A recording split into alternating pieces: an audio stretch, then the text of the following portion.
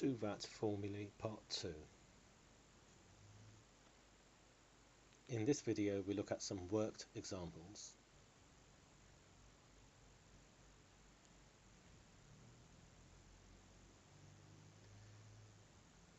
Initial velocity, final velocity, time,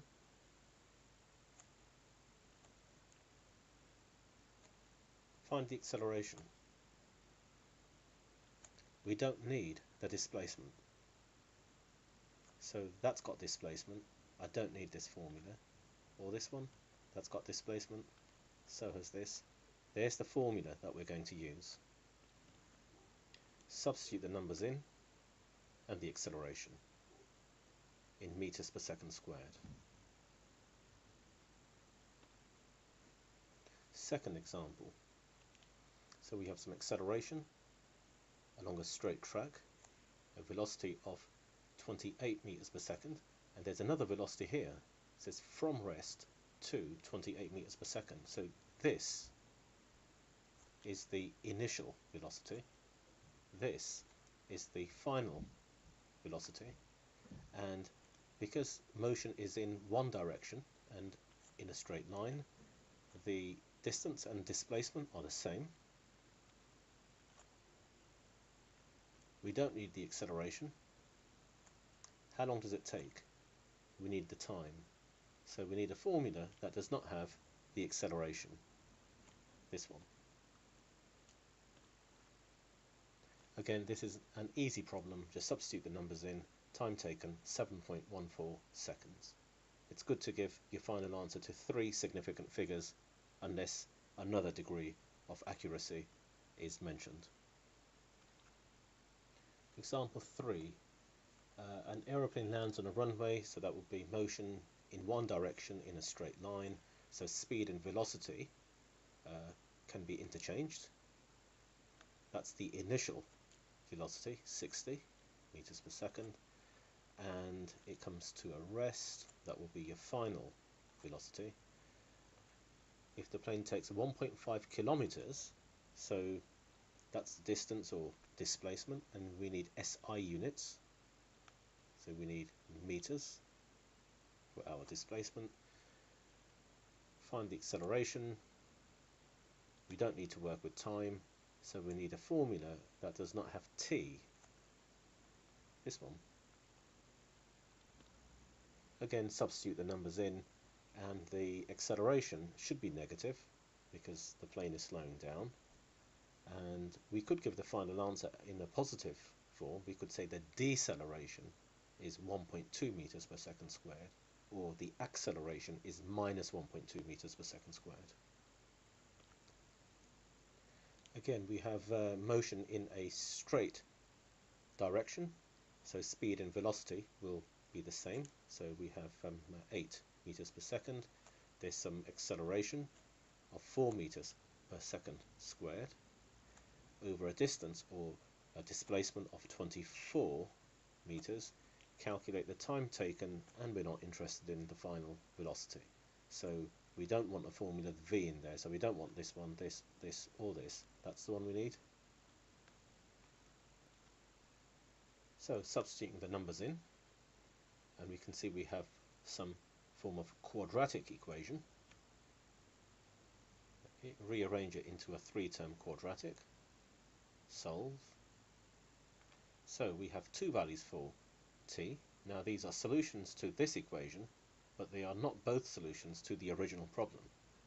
We can't have a negative value for time, that's a nonsense, so we need to discard this value. So show the value in your solution, but discard it. This is the correct solution. In this example, we will have to assume that the skier is moving in a straight line, in a straight direction. So the initial speed or velocity would be 6. The final speed or velocity is 18.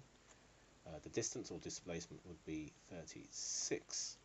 And we're looking for the acceleration, and we don't want to know anything about t, time.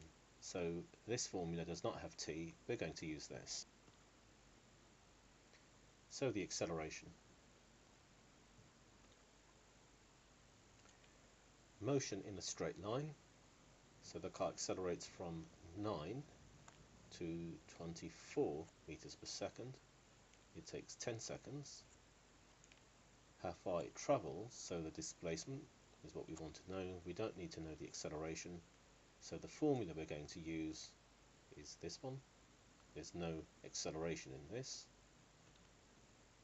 So a displacement of 165 meters. In part 2, we're looking for the acceleration. So we have all of the other values. So we could use this formula. And we need to rearrange to work out what the acceleration is. 1.5 meters per second squared. Example 7. A cyclist travels downhill, so we'll assume that's in a straight line, at constant acceleration, 1.5 meters per second squared. Initial velocity 3. Find the distance he will travel in the next 8 seconds. And we're after the displacement or distance, which will be the same if the motion is along a straight line in one direction. We don't need the velocity v. So here's our formula. Substitute the values in, it's 72 meters. Example 8. The initial velocity for this car is 5 meters per second. The acceleration, 2 meters per second squared.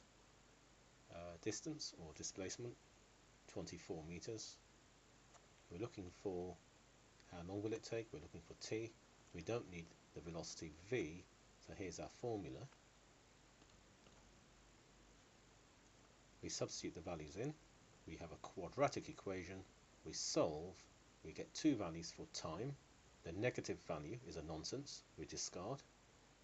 So t is equal to 3 seconds. Now have a go at exercise 1. So these are questions 1 to 10.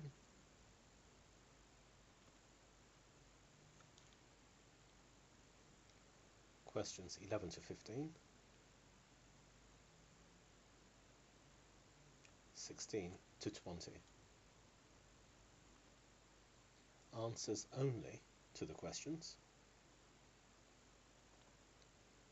Worked solution to question 17.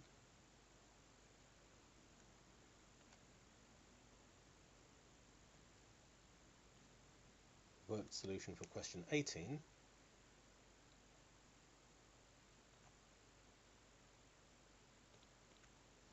Worked solution for question 19.